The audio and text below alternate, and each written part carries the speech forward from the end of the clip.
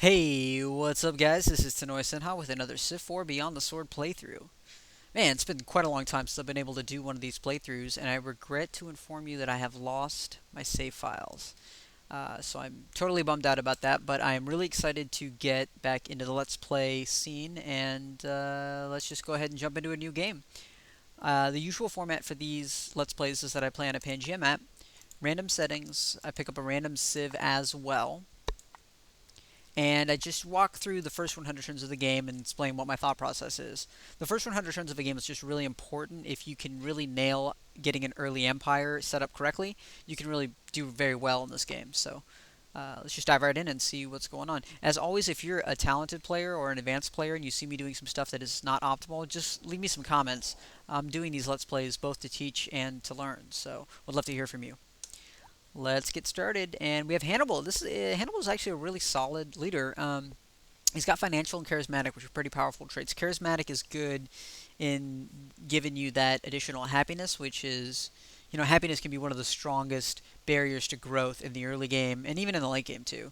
Financial is extremely strong, needs no introduction, gives you another, commerce on each tile with two commerce already, really powerful. So, really excited to get that. Unique it is a Numidian cavalry. I actually don't even know what this does. It withdraws more often, I think, is what it does. Uh, and okay, it's okay.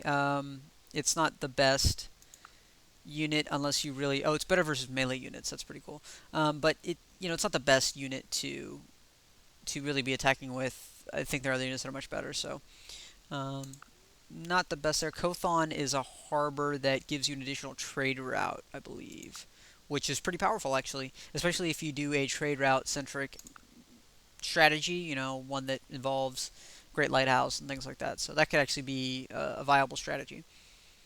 Starting technologies of fishing, which is not as the best on a Pangea map, but it's otherwise fine, and then mining, which is it's a pretty solid trade. So let's go ahead and get started. What do we got? We have a pretty interesting start here. We've got gold, which is extremely powerful. I actually re-rolled a start of mine in another Let's Play because I thought gold was a little bit too powerful. Some people actually don't necessarily agree with that, but I just really think that gold is extremely powerful. But I think it's worth trying out in this particular Let's Play because, it's good to see, how good it really is. So I'm actually going to be pretty okay with this start. This is a start in which you could technically think of... Ooh, actually, we lost a fish over here, which is not so good.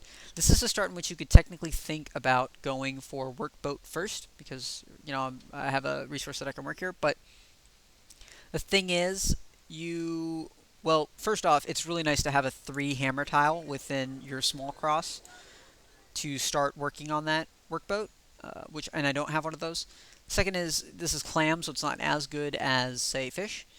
So that's another thing, and I also don't have multiple resources here that I can really be working. It's just the one clam. So I'm still going to go with worker first, and going to be a pretty standard tech route. So let's just go ahead and talk about technology then. So I went really in depth into how my starting technology kind of thought process goes. And if you haven't seen my other Let's Plays, you should check that out. Real briefly, it's just 4 main priorities. Since I go worker first, I get some tech so that the worker's doing something, just fundamental worker technologies. That's going to be mining, agriculture in this case. Sometimes it can mean animal husbandry. Once you get that out of the way, you want to get some defense. So that's ideally axemen. You can also pick up animal husbandry in the wheel to get some chariots. If you can't get either of those, you can pick up archery for archers. And if you're really feeling kind of frisky, you can get the Great Wall and prevent barbarians from entering your borders, which is pretty cool. That's defense. You want to get that out of the way second. Third thing is getting a strategic resource, which is horses, copper, or iron. And really here you just want to know where these resources are so you can plan to have cities settled there. If you get into the mid game and you don't have a strategic resource, it can be hard to take cities over. Although it's not impossible. It's not ideal. And yeah, that's the third thing. Once you get a strategic resource, you want to then lock up your research, which is generally writing for the library. If you have some time, you want to pick up pottery and get those cottages up and running, especially with the financial civ. If you're feeling really frisky as well, you can pick up the oracle priesthood and chop out the oracle, which is going to give you a free tech. So yeah, that's the overall priority. I'm going to go ahead and pick up agriculture, and then I'm going to go into bronze working, and we'll see what happens.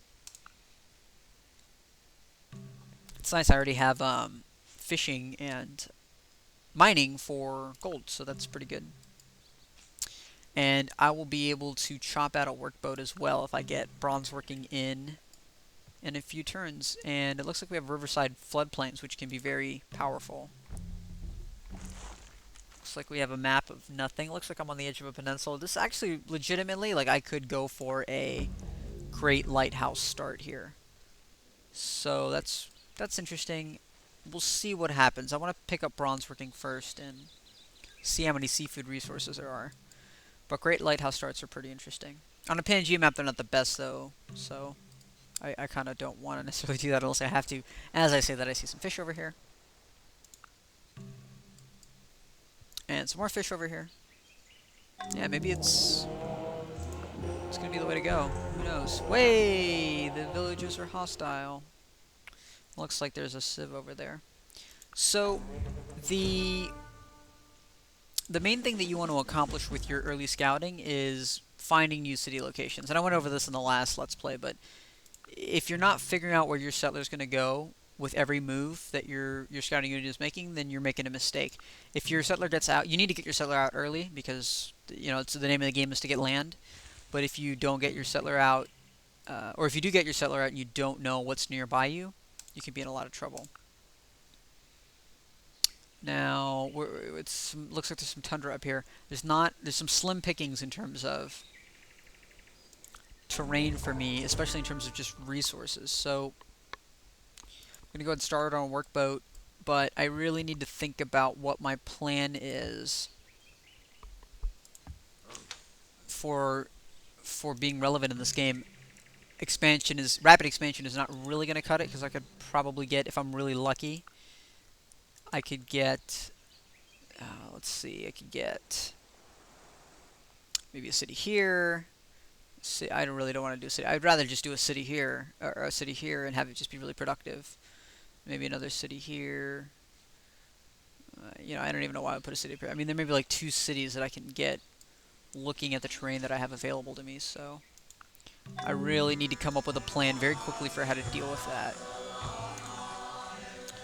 It's basically going to involve me scouting up here and seeing what resources that I have available left. I also want to pop bronze working, and I would prefer to get animal husbandry. I just want to see if there are additional resources around here. One of the things that's really interesting about Civ IV is that resources are both, they're useful for things like happiness and health, but they're also useful to make cities useful, so you're doubly kind of, I don't want to say penalized, but if you can't get like resources within your cities, you're in a lot of trouble. So something I really need to think about here. Well, there's my copper. Not going to revolt to slavery because I have random events turned on, and I don't want to hit a slave revolt, so let's chill out for a little bit. We picked up bronze working. I'm going to go ahead and pick up... Yeah, let's go ahead and just do animal husbandry into writing, but I need to think about this. Oh, wow. Really? Huh. I've never really gotten a triple woodsman unit. That's cool. I basically just got that for novelty. I've never gotten one, so that's cool. Yeah, so what am I doing here? I could pick up a city here. It'd be pretty good. Could pick up like another city here. Probably there. To pick up those 3 resources. And then I'd have 3 good cities. Probably pick up another city here. I guess working the whales is not super exciting. But... And then I get, 1, 2 happiness resources. 3 happiness resources. Yeah, I guess what I could do is I could take these 3 cities, develop them as quickly as possible, and then get into a war right around, say, maybe even civil service. I could probably get even that far. The other thing that I could do is I could plant 1, 2, 3, 4 cities on the coast and get the Great Lighthouse, which is an interesting strat. But because there aren't a lot of seafood resources around, I just don't think that's going to be competitive. So I might just want to steer clear of that. Yeah, I think what I really need to do is just get the two cities up that I talked about. This Doublefish city, this city right here. Let's go ahead and mark them. This is going to be... it's not even really going to be a good production city. So maybe we'll just call it copper. And then this guy is going to be fishing village. Really good card from Dominion if you ever played that game. And I'm really just going to have to suck it up and try to put some units out of this city and my capital and see if I can, you know, do some damage to Qinshi Huang. Qinshi Huang. That's the plan, guys. So, yeah, we're going to go into writing to pick up some of that early science so that I can get stuff up and running.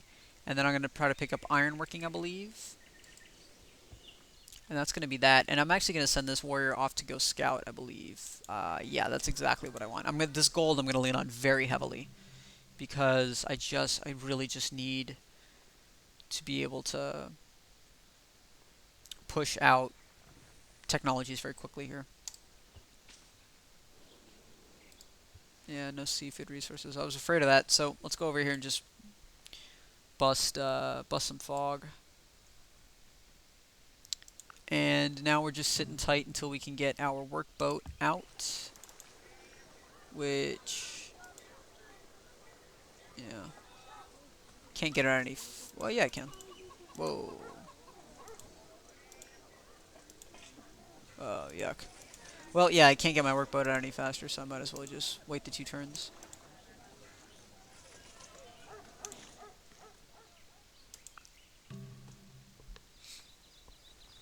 So, not the best start, really, to be honest. I could run into a lot of trouble here, but we'll see. Charismatic is a very interesting trait because it's useful in so many different places. You can use it to be expansive. You can use it to, get some cultural buildings. But you can also use it for war because you get the 25% decrease in the cost of each promotion. So that's, you can do a lot of things with it. So we'll really see some of its power showcased in this game. So I'm going to pop Animal Husbandry here in a second so I can get that cattle up and running. I guess I should pick up Mysticism so that I can expand some borders. Got that Settler chopped. Gonna mine some stuff. Yeah. Yep. I'm gonna take the Copper City first so that I can get some units online. I really need to be careful that I don't get my settler picked off here because I don't have enough units to really spawn bust appropriately. But yeah, overall, I mean, this is not the worst start in the entire world. But it's certainly going to be challenging if I want to stay on the same level as some of the AIs. I'm very boxed in here. And if Qinshi Huang decides to expand to the east, I could be in a lot of trouble very quickly.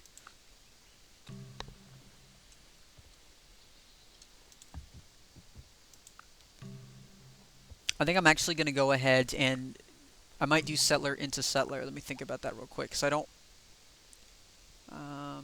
I need to pick up ironworking. I might go settler into settler just so I can get the cities up as soon as possible.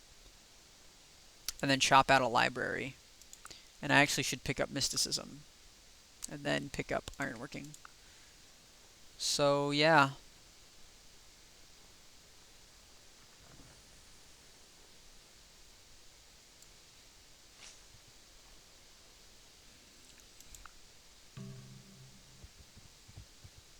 So again, just real briefly, spawn busting, if you don't know what that concept is, it's the idea that a unit of yours, or anyone's really, prevents a barb unit from spawning in a 2-square radius around it.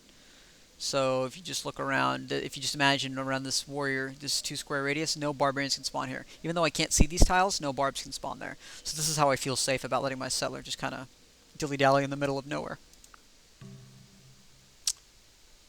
Oh no. Oh no. Oh no, say it ain't so. Tell me he's on that hill.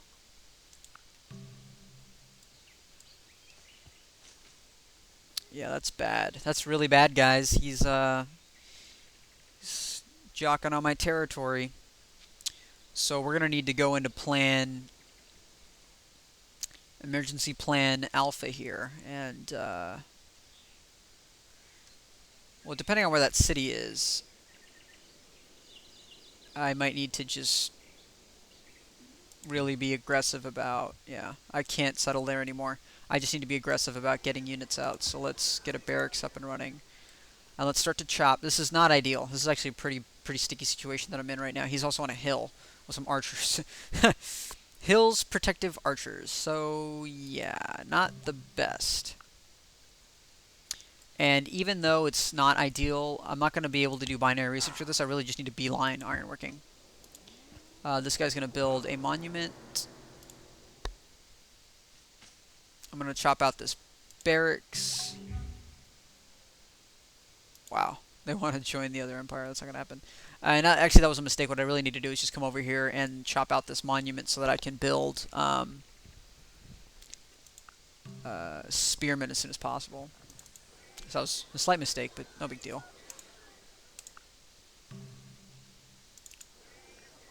So yeah, we're still growing here. We got a decent amount of hammers coming out of my capital. Really need to get that ironworking out. Jowawawo is right there. Just protective archers on a hill. I don't know how I'm going to do this.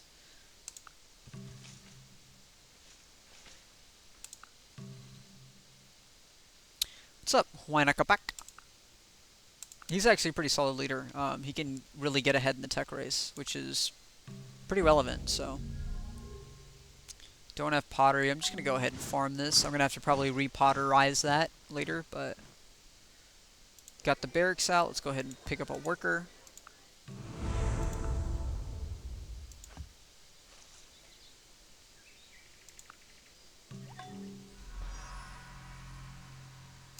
Put a barracks there. I'm going to need to build. I'm going to need to research. I'm going to need to research the wheel in a second. Here. I should probably replant this forest because I'm going to need everything that I have to chop. So that's a beatdown. And yeah, so we're just in a holding pattern. We're going to see what ironworking shows us. What does it show us? Ironworking within our capital. Okay, so this changes things. This is way more positive. Now I need to get barracks in both cities, get a bunch of swordsmen out, and take out Jinshu Huang as quickly as possible. Let's pick up the wheel. I got this worker out. Let me go over here and mine this thing. I'm going to get this city up and running very tentatively. And it's really off to the races here. I have a very limited amount of time to be able to get my wartime economy in order. And really the future of my empire depends on this. If I don't execute this war well, it could be a very quick game for me. No pressure to Noi. There's Isabella. She's a religious nutcase. I'll go over the leaders in just a second here. I just want to make sure that I'm focusing on getting these resources hooked up first. So we got all the things that I want. I'm going to go ahead and pick up pottery, turn off research for a bit, and let's go ahead and route back to Carthage. And I'm building this settler, which I really shouldn't have been. I should have been keeping an eye on that, but I wasn't. So that's really, yeah, these are the kind of mistakes that you don't want to be making when you are this strapped for getting out of an army very quickly. So that was a mistake, but nonetheless, you gotta persevere. So I got a warrior there. I'm going to go ahead and put some stuff. I guess I'll put one more turn into a settler. Actually, no, I want to be growing. I'll put a turn into a library. But I will be almost immediately coming back to swordsman when I can. Go ahead and mine this so that I can get some hammers up and running in Utica. So, it's not the worst. One of the nice things is... wow, I actually picked up this Plains cow that he actually worked for me. Good for me. So, you know, this isn't the worst situation right now. If I can attack Shanghai before he gets a cultural building up, then I can really very quickly take that city and just move on with my life. But It's still very tense, so no, Joao Wow, I do not want to open borders with you. I'm going to go ahead and sit tight on the diplomatic front until I know exactly what it is that I'm doing. And yeah, I think I want to get this city up to my population cap as soon as possible. I love how the bonus for charismatic is just oh yeah. It's really funny. So cool. I don't need this library. I really just need to grow as fast as possible. How fast can I get there? Um, get there in 4 turns. Yeah, I guess that'll have to do. I'm gonna go to the cap. You're gonna route to Utica. I'm gonna get that copper hooked up so I can start building stuff more quickly here.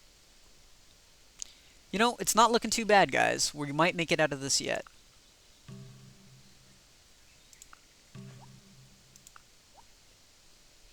I picked up pottery. Now I think I need to go ahead and just play it safe and go after construction because there's a non-trivial chance that swordsmen are not enough to take out a protective Jinshu Huang on a hill. So I might be able to take out the city for sure, which is going to help me still be able to pick up the fishing village. But then I want to have a follow-up to that that's going to be able to take out his capital, and that might have to involve some catapults, so very important there. Barracks is coming out. I've got some good tiles here. Let's go ahead and pick up...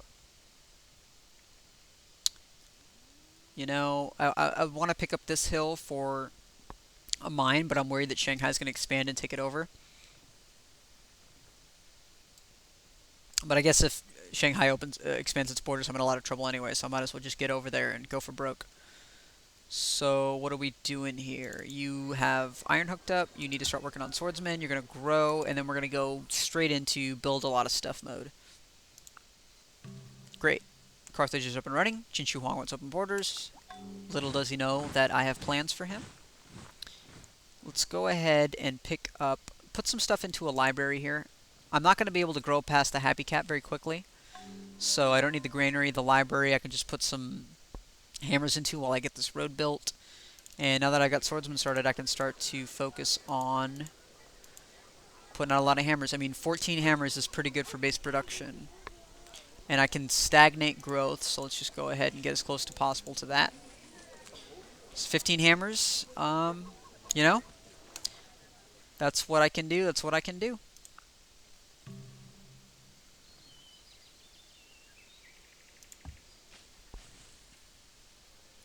So it's going to be 6 turns until I get these roads up and running. Masonry is done. I'm going to have Utica at the happy cap in a minute. Alrighty, Roo. So let's go ahead and... So basically the trick is you hit Control-Alt and the unit you want to build, and you build it forever. There's also a way to do waypoints, but I don't necessarily need to do that just yet, and I want to make sure that if the borders pop here that I'm ready for that. So... This guy is not at the happiness cap yet, so you can continue to grow as quickly as possible. 4 turns there.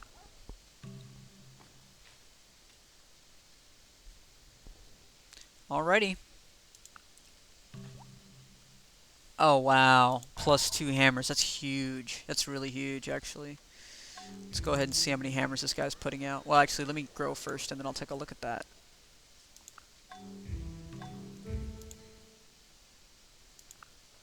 So this is really frustrating because it keeps going back to library. I just really want you to build swordsmen. I really need you to not make me manage you every turn. I'm about to grow here, so let's go ahead and work this guy, and then let's work this guy. Right. Where's this guy? You're already routing everything, so that's good. I guess I'm going to need to chop you down anyway, so let's go ahead and just chop stuff as quickly as possible. I can't believe I'm actually going to get this library done. That's pretty cool. Swordsman. You want to build swordsman. Everybody, build that swordsman. I'm going to go ahead and chop stuff. Really just want to get these swordsmen out as quickly as possible. Our lives depend on it.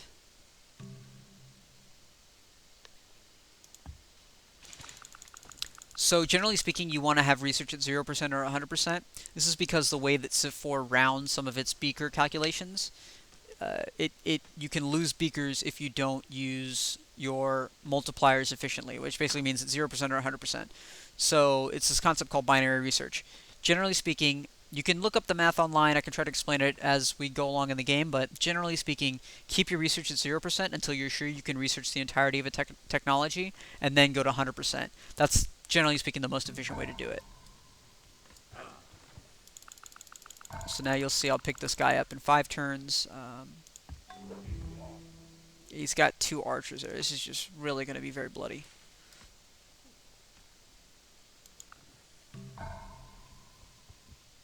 So that's good. I don't really need to hook anything up. I guess I can start on some cottages because I might need to jump right into economy right after this. I don't want to chop anything in my capital. I mean, 15 hammers is pretty good.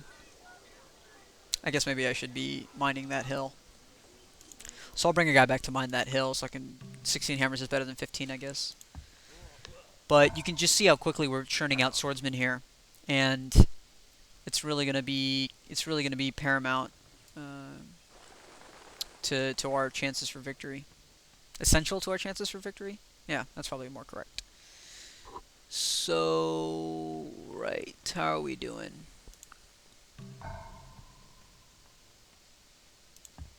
I really want to just have as many swordsmen as possible.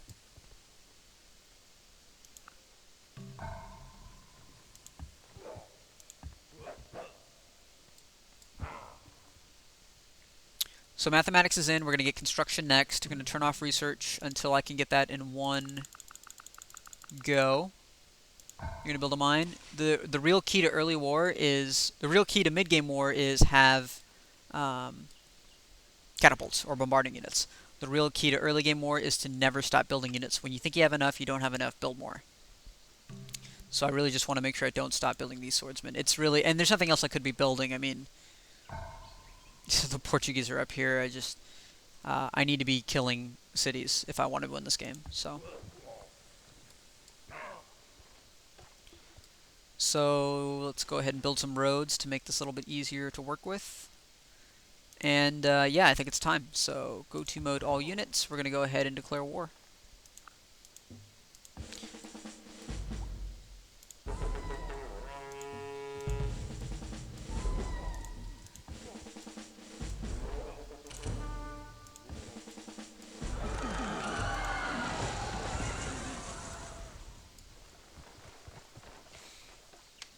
So yeah, took out that first city. Pretty solid. I got a long way to go though. Don't want to get complacent here. I really need to make sure that I'm killing cities very quickly. Gonna bring this guy back to fortify. And get healed up. You go ahead and go up with these guys.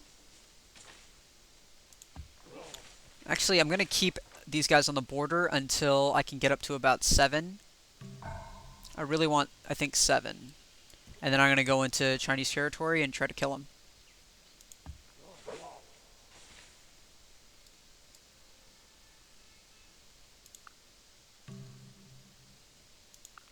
Nope. Jowawu. Again, I'm going to keep neutral on diplomacy until I feel really confident about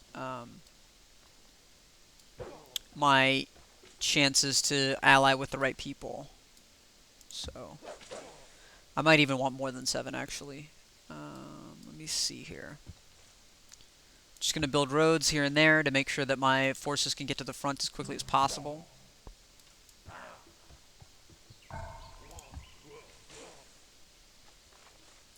So...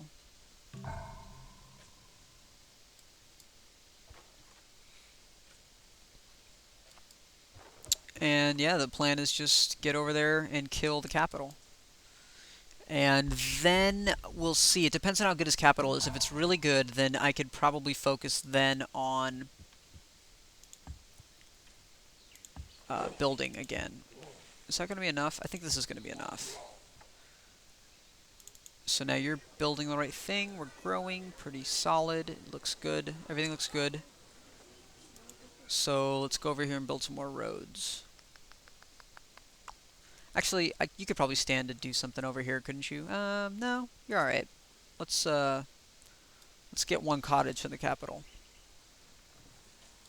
Okay, here we go. We're moving in.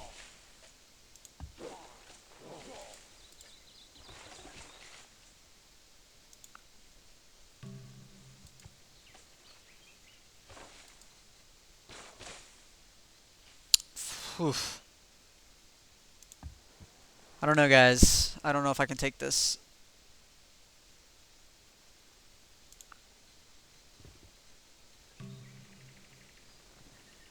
He's got 6 things. Is it even worth it?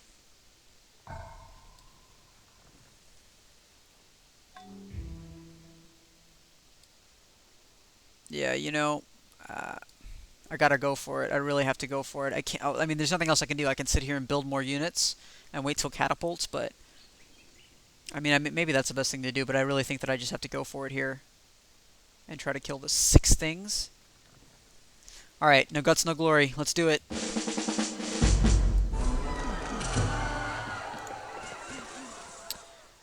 That was pretty intense. Great. Well, I told you I was gonna I told you I was gonna tell you guys how to play the first 100 turns, right? Yeah, that's awesome. I actually won. I did pretty well there. You know, I didn't lose as much as I thought I was. And Jinshu Huang is, man, he's really in a world of hurt right now. So, wow. Yeah, I can't go attack that. The other question that I have now is, do I want to end the war with him by just killing all of his stuff, or do I want to, or do I want to, you know, sort of?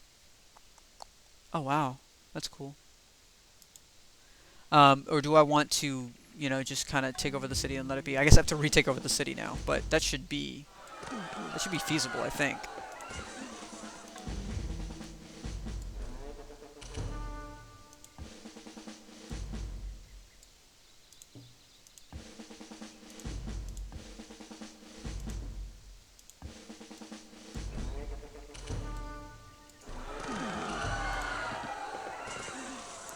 Build a library there. Do I have any more units? Yeah, just go here and garrison. So yeah, I think I might actually want to just kill him. You know, because I just don't want to deal with any like unhappiness and having to just redo this war. I have a bunch of swordsmen now. It's going to be really difficult for me to get more powerful than I am right now. So I just want to get here, get my stuff done, and kill him.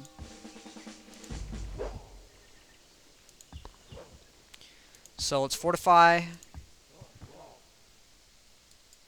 This is a good city too. So he's already got a cottage there. Um, I think that I can stop building swordsmen now. But it's really funny. It's like when you think you're done building swordsmen, you're not done building swordsmen. So I'm gonna build a couple more, and then I'm gonna get back into just good old-fashioned builder happiness.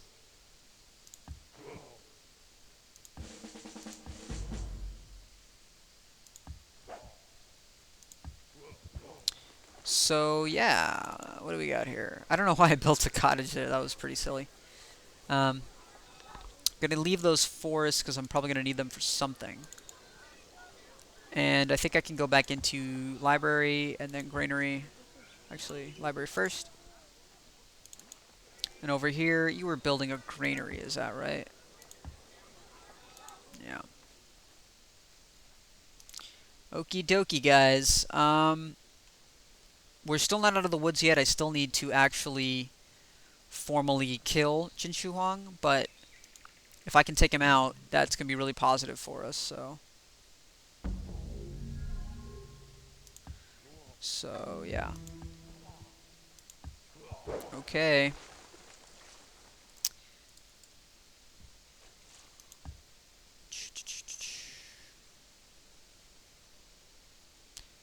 I'm going to take all of those healed swordsmen, and I'm going to go get to work.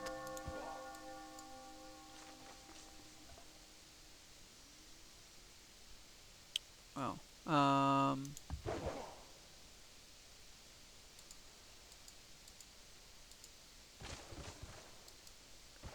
Oh, yeah, we could... Whoa. One axeman, yeah, we could definitely take that out. I always thought it was going to be much worse than that. Okie dokie. So, yeah. Let's go ahead and have my boys go to work. Is he still alive? Wait, where's his other city? Oh, it's down there.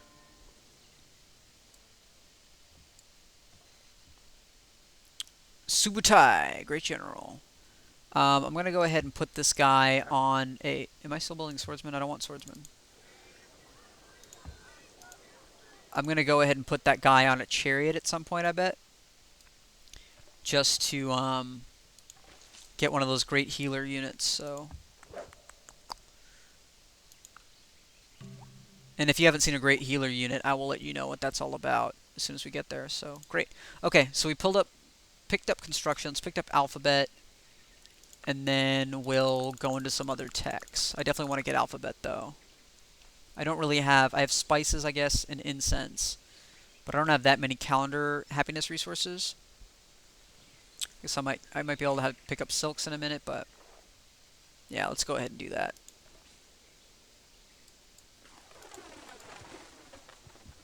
Hey, Mr. Worker. So, yeah, now we can start worrying about things like this. Why are you working a scientist?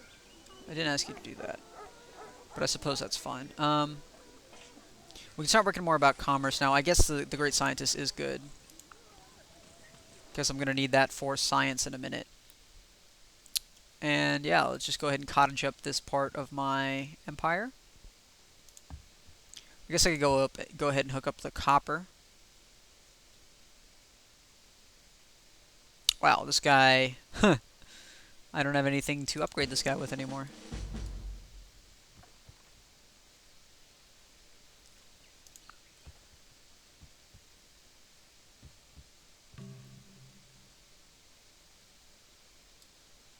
Yeah. The city is not going to be super hard to take with all the units that I have right now, so... Yeah, I think we actually did it, guys. I think we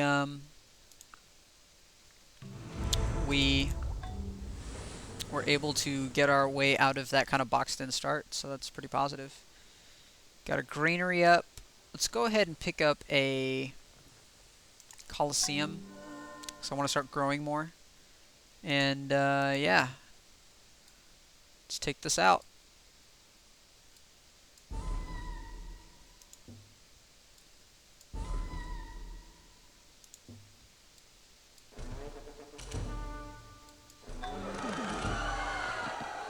So I want this city.